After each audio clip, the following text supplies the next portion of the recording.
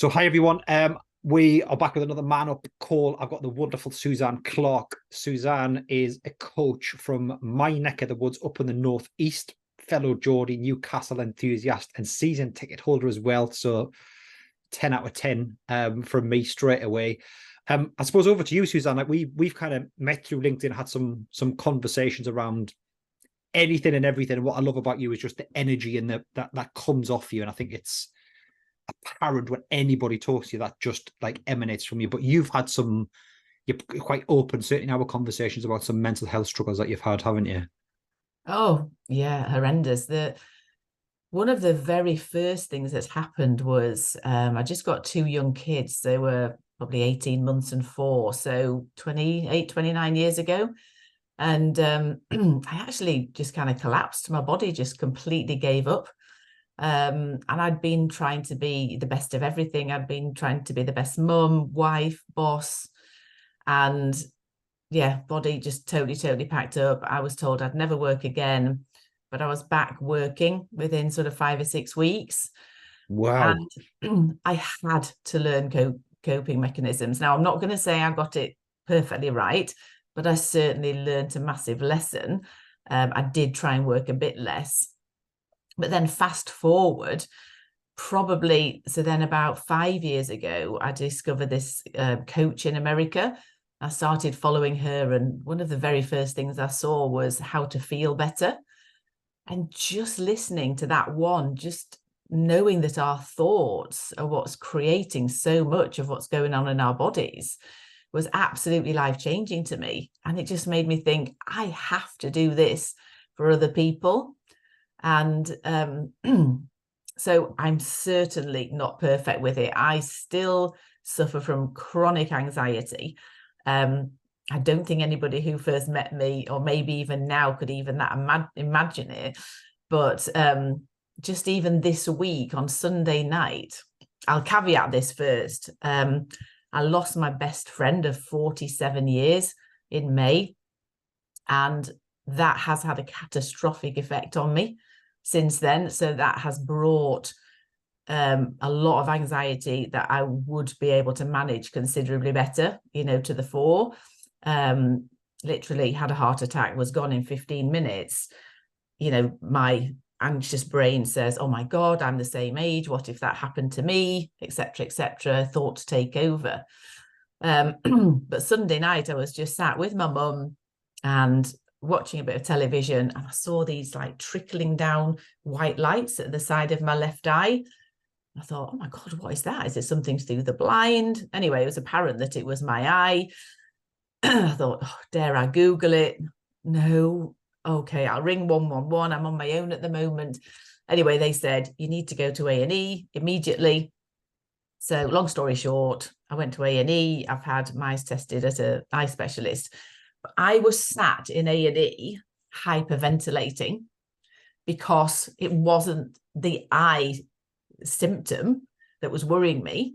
It was, what was that? I was out of control, so even as somebody who knows how to breathe, how to coach the most senior, stressed out people, is sat there absolutely shaking. And by the way, A&E didn't even have a paper bag for me to breathe into, but Crikey. just terrifying. I'm there absolutely shaking. Luckily, God bless her, my mum, who's 84, was sat with me. But the reason that I tell you is because I coach people every day to feel better. I know that I don't look probably like an anxious person, and yet there's me in an absolute awful state, can't breathe properly, hyperventilating, worrying what's going to happen. We've no idea what's going on behind closed doors with anybody else. Anyone that you see that looks like they've got the perfect life, chances are they absolutely haven't. And I think I'm a classic example. People would look at me and think, she's so outgoing, probably doesn't have a care in the world.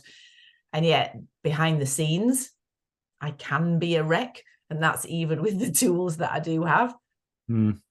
I mean, I can kind of draw a little bit on experiences. I remember my first full-time job after uni. There was a lady who worked there, life and soul of the party, really bubbly, really energetic all the time, and was signed off with depression. I didn't understand it at the time. I just said, that's Like, you can't see these things. That's the thing, is it's one of those things that sits behind the facade of kind of who you are as a person. And I've used it in another video. Like, if your face turned purple, if you were anxious or if you had depression, it would be very different, because you'd be, oh, hang on a minute, you need some kind of help. But it's so internalized, isn't it? And it's such a difficult thing to kind of to deal with. And obviously, thank you for kind of sharing that. But like, when it happened on the Sunday night, was there any kind of build up to it, or was it just something that came on quite sudden? No, there was no, well, I say there was no build up. Excuse me, because I was on my own for the day. I went absolutely, well, I'd been to the match on Saturday, so long day there. And then Sunday, I hadn't taken a break. I was, whilst my partner wasn't there, I was sorting out the house, doing loads of stuff, barely had a drink. So I think that I probably completely overloaded my body. And then my eyes just kind of went, what the heck's going on? Maybe a bit dehydrated. So that was possibly what happened. But of course, it was the symptoms for a detached retina.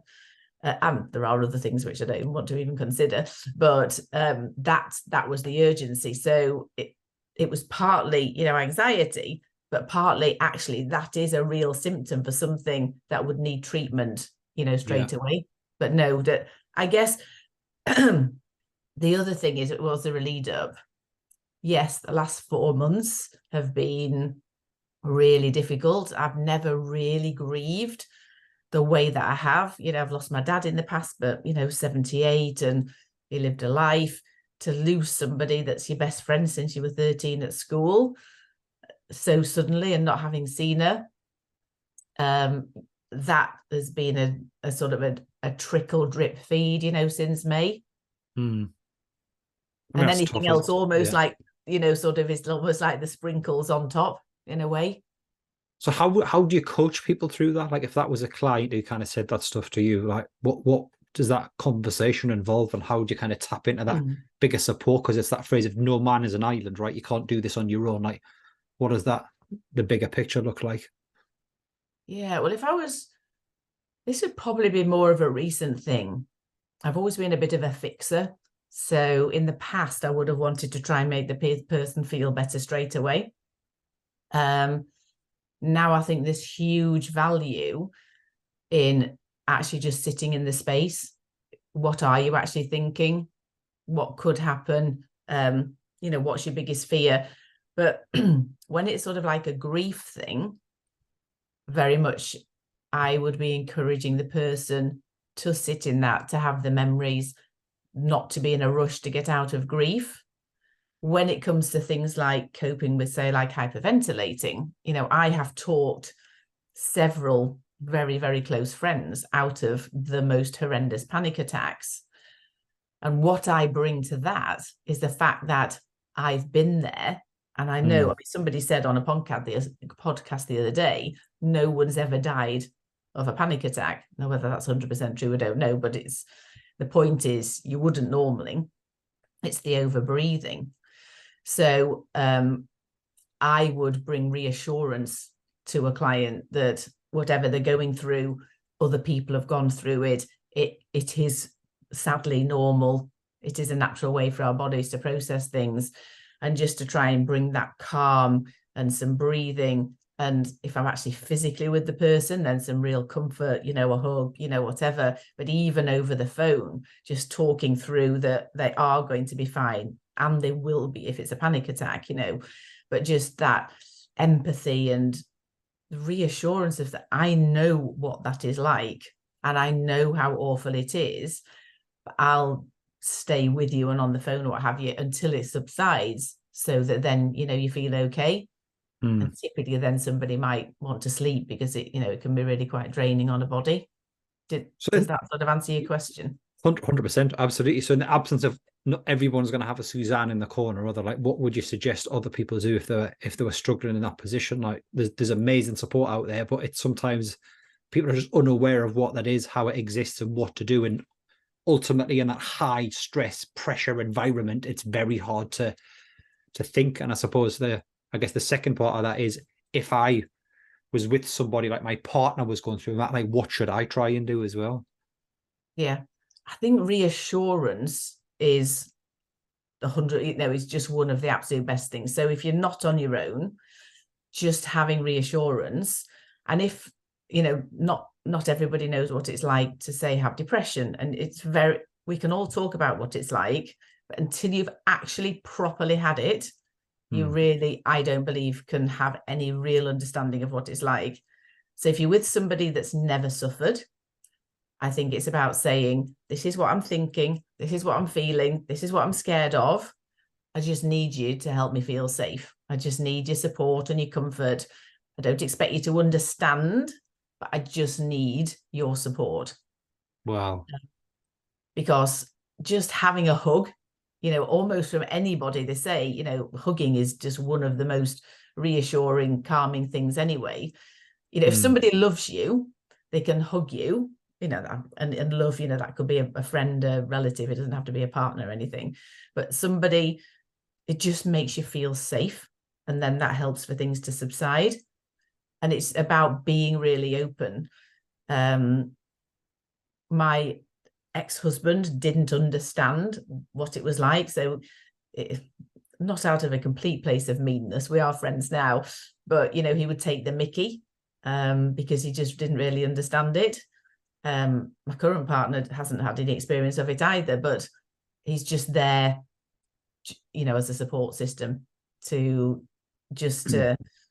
like I say, even if it's just a hug. But if you're on your own, I think that's when it's absolutely hardest. One thing, certainly breathing is so vital. Even just things like breathing in for 4, holding for 4, and breathing out for, say, 7. So you're breathing out that little bit more than you are breathing in. That helps, to bring, I think it's the sympathetic, I'm not the world's best on the terminology, but it's the sympathetic nervous system, I think, being reassuring, rather than the para, which is the nicer bit. So breathing, one thing that, if I can't sleep, because the stress and the anxiety has made me quite a poor sleeper, I will put a meditation on YouTube, because for me, it's about distraction. If I'm worked up, if I'm stressed, panicking, whatever, then the thoughts are just whirring in my mind the whole time. Whereas if I'm listening to somebody else, eventually that's going into my brain and my psyche, and then I'm not having my thoughts, and I will then drop off to sleep. And then even if I wake up, which I invariably do at, say, 3 a.m. or whatever, I may even just play the same one again. So it's distraction. It's telling yourself, sometimes it could be ringing somebody and saying, can you come round? If you've got somebody literally that can support you, please, will you come round and just sit with me? If you feel like driving, it depends on, what kind of state you're in. I wouldn't necessarily encourage everyone to drive, but, or get a taxi. If there's some way you can get to somebody's house, whether it's, a sibling, a parent, a friend, a co-worker, anyone where you can just say, can I come and sit with you? The distraction of them coming or you going to them, is a big distraction and works really well. But just knowing that you're with somebody else. I think one of the most frightening parts of stress and anxiety is when you think, A, you're on your own, and also you're the only person that thinks that way. When this eye thing happened on Sunday night, and I got this emergency appointment at an independent optician's on Monday. Excuse me. I was sat waiting, and there were multiple calls, people talking about flashing lights, floaters in their eyes. There must have been so many people that had rung and said this was the situation. Now, I don't think that's a virus or anything. I just think that that's probably because, we're possibly overdoing things. We're looking at computers and phones and everything too much. Maybe that's not a medical, diagnosis. But if so many people are getting these flashing lights and floaters and what have you, A, it's incredibly common, but I didn't know that. I was just in, oh my God, what's happening? Sitting, like a doctor can tell you've probably got a virus because she's probably spoken to, 10 people that day and they've all got the same symptoms. So she's going to get to know there's some kind of virus going around. So yeah, just having having someone around, distraction, creating some calm for yourself, deep breathing, listening to some meditation, having a word with yourself if that is possible to say. I think that's the hardest thing, really. Yeah. I do think external support is probably better. Just ringing somebody, putting on a meditation, that sort of thing would be my recommendation.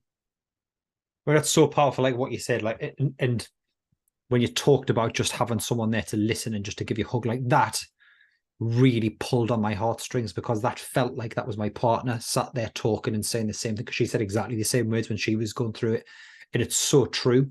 But I think as men, we sometimes struggle with that, don't we? We struggle to open up and have those conversations. And certainly the field that I work, the field that you work, we're very good at getting people to open up. I mean, we've both opened up to each other. That's how we've kind of met. We're skilled to be able to do that, aren't we? Like, that's how what our training is, you more so with more experience, but it's getting people to open up. Like, why do you think men struggle so much to do that? Because it feels like, certainly with MANUP, that sometimes we just can't do it. I think that, I honestly think that a lot of men get a raw deal, in life almost, that the legacy, the tradition and history that we come from, men have to be the strong ones. They're not allowed to cry. They go and provide, for the family and all that stuff. And whether they are doing that now or not, that's the perception. So I think the main reason that men struggle is because wrongly it's seen as a sign of weakness. And that's what we absolutely have to overcome, that we're all equal. And if you're struggling, just reach out to someone, whoever that may be. One thing I will say that I really believe, from having suffered from depression for so many years in the past, I'd say now it was anxiety rather than depression. So many people will say, or constantly offer, are you okay? And, I don't want to talk about the worst case scenario, but when really, really bad things happen, so many friends and family think, oh, if only I'd. But when you're in it, I don't think most of the time anything's ever going to stop it. So just simply by asking how people are, I think we mask it. We don't want to tell people. It is about actually being there, trying to know that person well enough to think, I think they are struggling, even if they're not telling me, which is very, very, very difficult. But, a little bit of intuition. And even then, no blame if you don't. But almost getting, this is just coming to me now, almost getting into the habit of just being there for people in general. That, I'm a hugger. And my kids are more sort of huggers now. A lot of people around me are more sort of huggers. So just even getting into the habit, hi, how are you? And giving someone a hug. And I haven't quite got the answer about, how are you? Because I'm not sure that people will say, but just trying to be there anyway, if it's at all possible. Yeah. I want to say checking in, but then I'm sort of arguing against myself a little bit.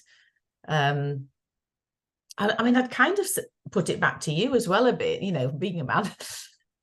What do you think men could do?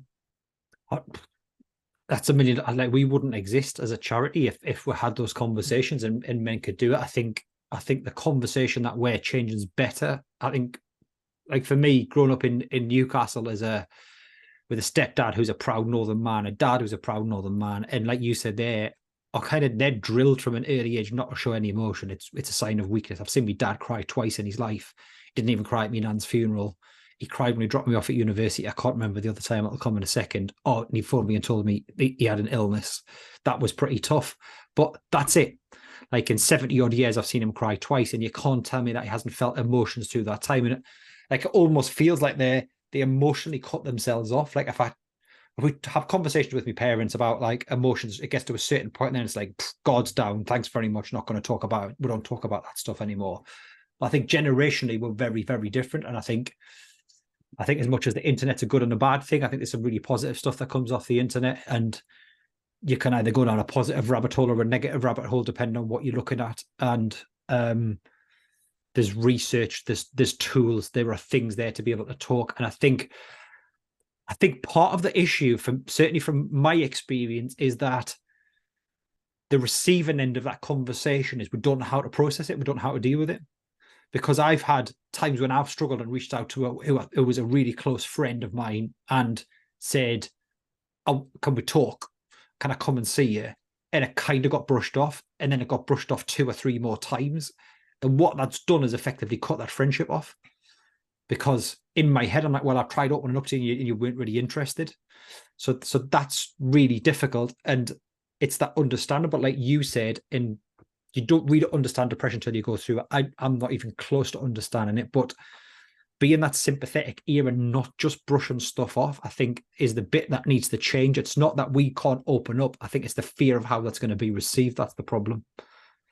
So actually listening to you talk there, in your organization, MANUP, I think my thoughts and ideas for that would be getting a message out, having the platform that you've got and getting the message out that says, maybe each individual, are you open to receiving a call from someone if they're struggling? But more important than anything, just getting the message out that says it is okay to struggle. It's okay to have emotions that you don't know how to process. It is okay to feel sad, to cry, to be withdrawn. The more that hopefully people in general, men, women, anybody, hears that message, then it becomes more acceptable. Yeah. My kids are saying to me this week, tell us, let's help. How can we help? What can we do? And I don't want that. But yet at the same time, I do, because I love them and I feel so comfortable in their company. But it's so amazing. They're saying to me, right, how can we help? What can we do? And the bigger supports, service we can put around ourselves. And by you guys, promoting, the MANUP and any similar type of, group, that's the way, I think, to get the message out there. And if the slightest thing that I can say can help somebody else to reach out, then, I'd say it all day long. If somebody could look at me and go, well, she doesn't look like she's got a care in the world, but she's she was a crumbling wreck 2 nights ago. If that helps someone else to go, God, that's me, there's nothing wrong with it, then, I would say it all day long. So it's getting that message out. It's absolutely okay. And don't believe what you see. I mean, it could be even that the person that you reached out to, a coach's view might be, they could have felt so bad themselves that actually they didn't want to talk because it would bring something up for them, not because they didn't understand you. It could have been something that was going on themselves, but we don't know that. Yeah, absolutely. And that's the first time I've kind of thought of that way. It's spun it around and looked at it that way. But yeah, you're right. It's always like that different perspective, isn't it? And talking these things through, because you're always going to see it differently. Everyone's got different experience of it, where you're from and all the rest of it. But that's been so good. I want to thank you for coming on and sharing kind of stuff that you've gone through, your journey, obviously a very personal experience that you've had only a few days ago. So thank you. Thanks for coming on and thanks for being a guest on MANUP. You're welcome. Hope it helps. Cheers, Suzanne. Just turn around.